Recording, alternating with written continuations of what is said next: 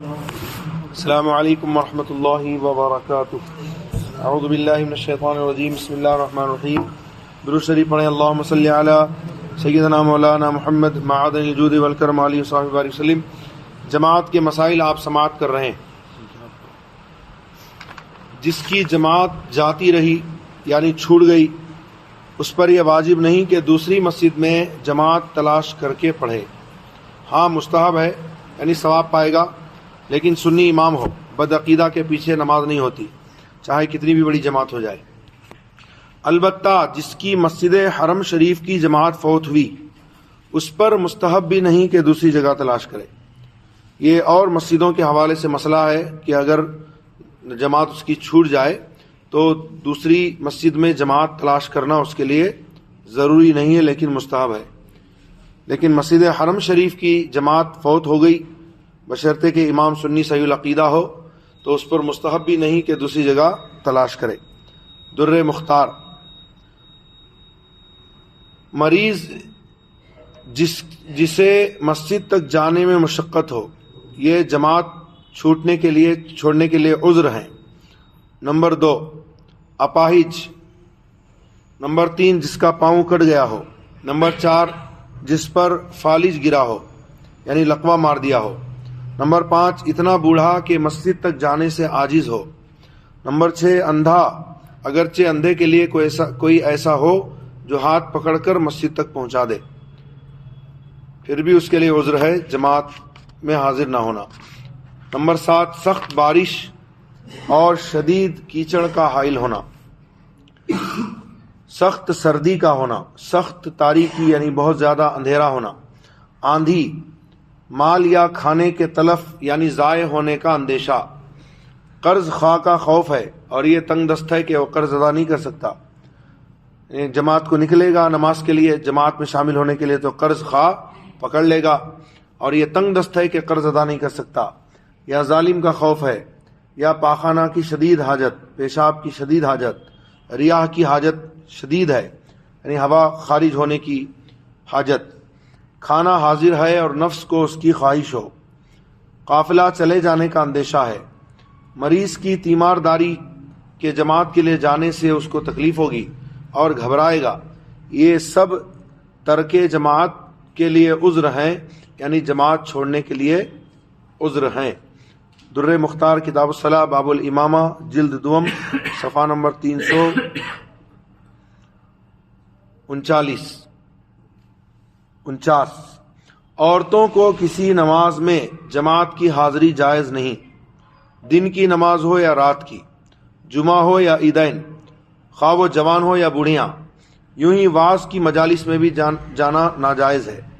آج کل جو کہتے ہیں کہ عورتوں کی جماعت ہونی چاہیے، رسول اللہ صلی اللہ علیہ وسلم کے زمانے میں ہوتی تھیں، تو یقیناً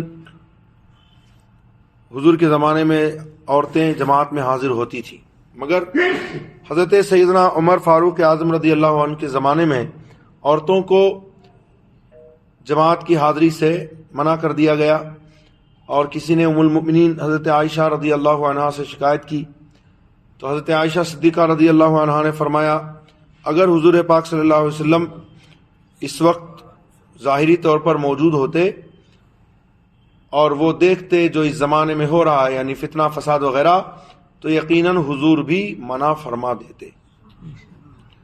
تو پھر یہ دلیل بنانا بالکل بیکار ہے کہ حضور کے زمانے میں ہوتی تھی۔ حضور کے زمانے میں ہوتی تھی، مگر امیر المومنین عمر فاروق اعظم رضی اللہ عنہ کے زمانے میں اس کو منع کر دیا گیا، بند کر دیا گیا۔ جس گھر میں عورتیں ہی عورتیں ہوں، اس میں مرد کو ان کی امامت ناجائز ہے۔ ہاں اگر ان عورتوں میں اس کی نسبی محارم ہوں، یعنی جن سے نکاح حرام ہے نسب کی وجہ سے، یا بیوی یعنی جورو، یا وہاں کوئی مرد بھی ہو، تو ناجائز نہیں ہے، جماعت کر سکتا ہے۔ در مختار وغیرہ۔ اکیلا مقتدی مرد اگرچہ لڑکا ہو، امام کی برابر داہنی جانب کھڑا ہو، یعنی اگر ایک ہو مقتدی، اگرچہ لڑکا ہو، اکیلا، امام کی برابر داہنی جانب کھڑا ہو، بائیں طرف یا پیچھے کھڑا ہونا مکروہ ہے، یعنی ایک امام ہے ایک مقتدی ہے، اور مقتدی مرد ہو یا لڑکا ہو، لیکن امام کے داہنے یعنی سیدھی جانب کھڑا ہوگا. پیچھے یا بائیں طرف کھڑا ہونا مکروہ ہے. اگر دو مقتدی ہوں، ایک امام ہے دو مقتدی ہیں تو پیچھے کھڑے ہوں. برابر کھڑا ہونا مکروہ تنزیہی ہے، یعنی کم مکروہ ہے.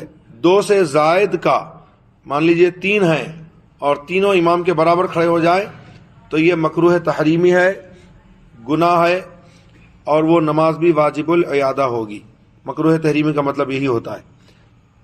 در مختار کتاب الصلاح باب الامامہ جلد دوم صفحہ نمبر 38.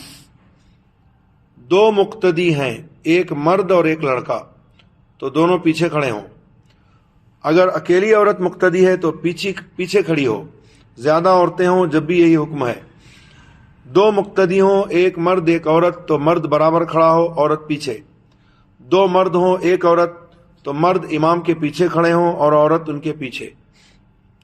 یہ صف بندی کے مسائل بیان ہوئے، لیکن عورتوں کا مردوں کے برابر کھڑا ہونا، مردوں کے ساتھ جماعت میں شامل ہونا، یہ جائز نہیں ہے.